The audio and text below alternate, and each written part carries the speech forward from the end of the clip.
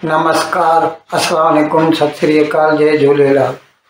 मैं हूं जी प्रेम मटनानी और आप देख रहे हैं हालात हाजरा का प्रोग्राम। हकीकत ये है, इब्तदा में आपसे दरख्वास्त है, चैनल ज़रूर सब्सक्राइब करें। दोस्तों,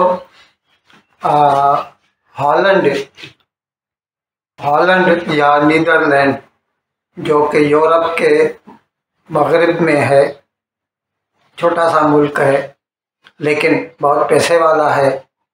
वहाँ पर जो एक सियासतदान है, गीर्त विल्डर्स, फार राइट का गिना जाता है, दाएं बाजू का, और कट्टर आदमी है, कट्टर क्रिश्चियन है।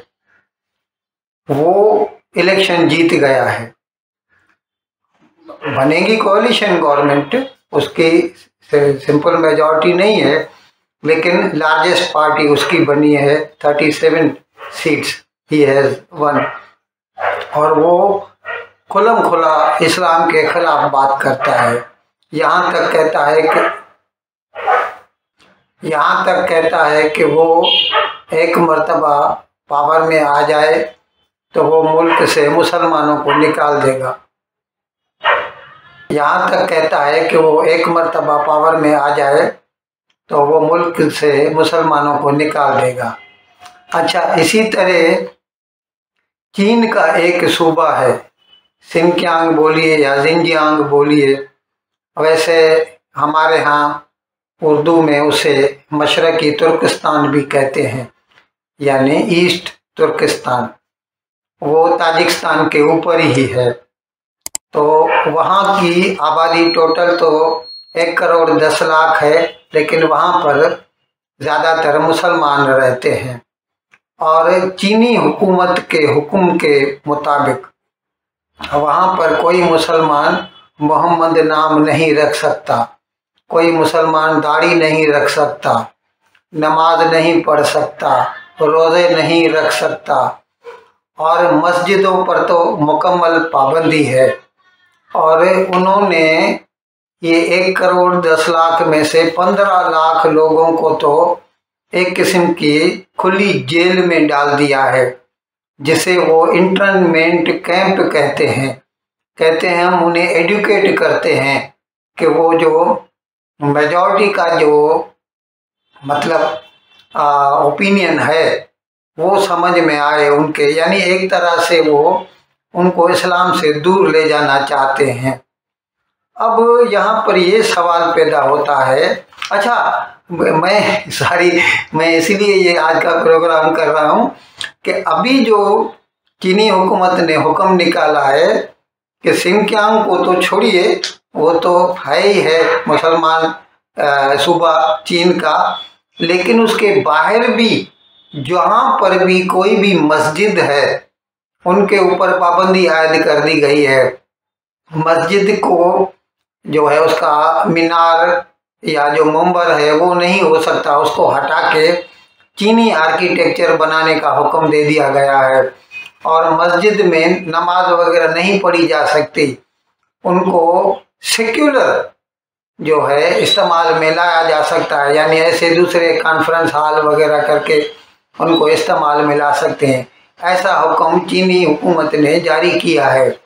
अब यहाँ पर यह सवाल पैदा होता है कि जब बाकी दुनिया में, और ख़ास तौर पर मेरा कहने का मतलब तो है कि हिंदुस्तान में, जब कभी खुदा न खास्ता कोई एक आध ऐसी हरकत हो जाती है कि किसी मस्जिद के ऊपर कोई ज़र्ब पहुँचती है, जैसे कि 92 की बात है कि बाबरी मस्जिद को, जो कि हकीकत में 150 साल से बंद थी और इस्लामी कानून के मुताबिक तो वो मस्जिद नहीं रही थी, क्योंकि वहाँ पर तो कोई बंदा भी नहीं गया था, उसके ऊपर ताला लगा हुआ था, केस चल रहा था अंग्रेज़ों के ज़माने से उसके ऊपर।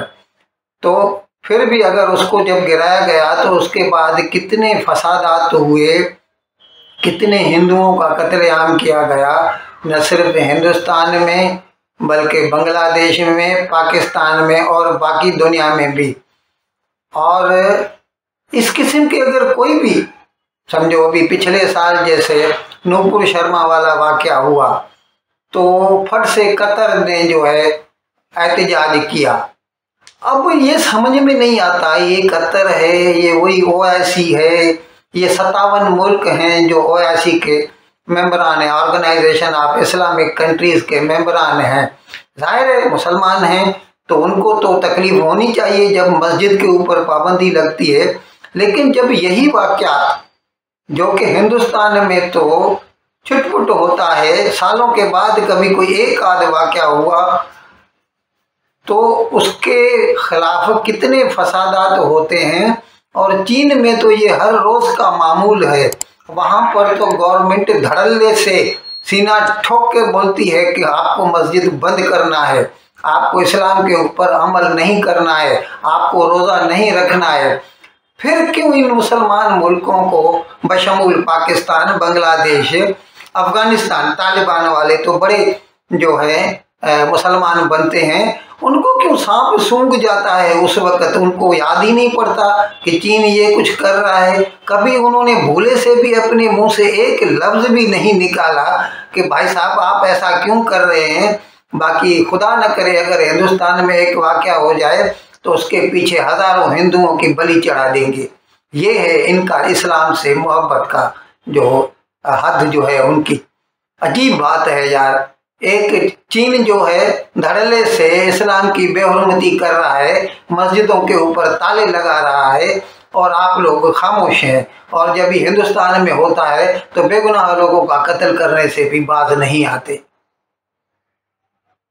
इन अल्फाज के साथ मैं आज का प्रोग्राम ख़त्म करने की आपसे इजाज़त चाहता हूँ, लेकिन विदाई लेने से पहले एक मरतबा फिर आपसे मेरी दरख्वास्त है कि जिस किसी साहब या साहिबा ने अब तक हमारे इस चैनल को सब्सक्राइब नहीं किया, हज़राए करम इसको जल्द से जल्द सब्सक्राइब करें, प्रोग्राम को लाइक करें, शेयर करें और घंटी का बटन दबाना न भूलें। बहुत बहुत शुक्रिया। खुदा हाफिज़।